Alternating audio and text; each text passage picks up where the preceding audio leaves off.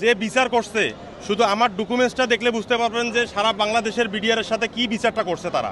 আমরা নির্দোষ বিডিআর বাইরে আছি এবং ভিতরে আছে, সবাইকে চাকরিতে পূর্ণবল করতে হবে সকল সুযোগ সুবিধা দিয়ে। বিডিআর হত্যাকাণ্ড নিয়ে আমার বলা আছে, সেটা হচ্ছে যে বিচার করছে শুধু আমার ডকুমেন্টসটা দেখলে বুঝতে পারবেন যে সারা বাংলাদেশের বিডিআর সাথে কি বিচারটা করছে তারা। আমি ঘটনার সময় মিরপুর শহীদ সোহরাওয়ার্দী ইনডোর স্টেডিয়ামে এসএ গেমসের জন্য প্রশিক্ষণরত ছিলাম। 2011তম এসএ গেমসের জন্য অনুশীলনে ছিলাম। ওখানে এসএ গেমসে অনুশীলনে থাকাকালীন আমাদের বিডিআরের হত্যাকাণ্ডটা হয়।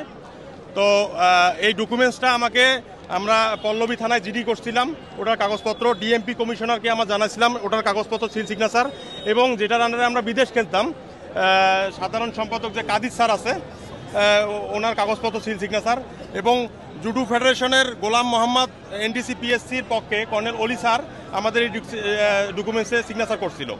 করার পর এই ডকুমেন্টসের বলে আমি নির্দোষ খালাস হই 2010 সালে।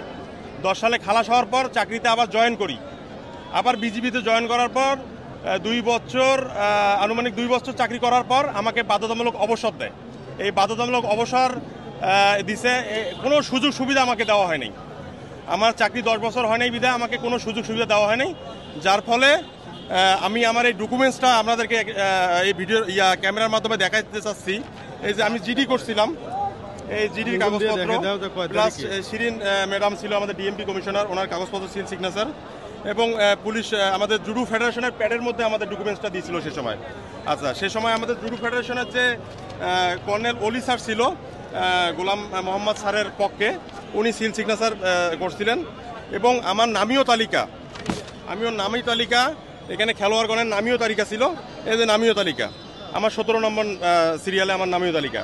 এত কিছু থাকার পরেও আমার সাথে অন্যায় বিচার করা হয়েছে। তো আপনাদের মাধ্যমে বর্তমান স্বরাষ্ট্র উপদেষ্টা, আইন উপদেষ্টা এবং প্রধান উপদেষ্টা এবং বাংলাদেশের সাধারণ জনগণের কাছে আমার দাবি যে আমার সাথে অন্যায় বিচার করা হয়েছে, এরকম সারা বাংলাদেশের বিডিআরের সাথে কি বিচারটা হয়েছে তাহলে আপনারা দেখেন। এত বড় একটা ডকুমেন্টস থাকার পরেও আমাকে বাধ্যতামূলক অবসর পাঠাইছে সুযোগ সুবিধা ছাড়া। আমার 10 বছর চাকরি হয় নাই, যার ফলে আমি সুযোগ সুবিধা পাই নাই।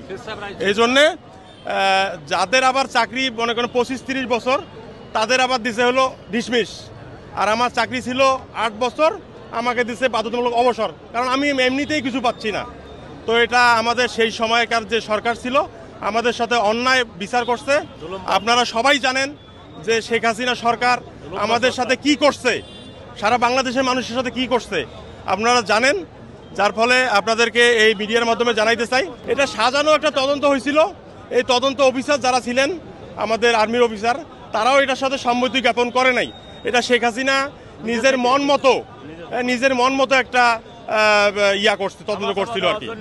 যারা তদন্ত অফিসার ছিল আপনারা সবাই জানেন যে তারা ইউটিউব চ্যানেল বা বিভিন্ন ফেসবুকে বিভিন্ন ধরনের কথাবার্তায় বক্তব্যে উত্থাপন করছে যে তারা কি উত্থাপন করছিল আর শেখ হাসিনা তাদের সাথে কি আচরণটা করছিল।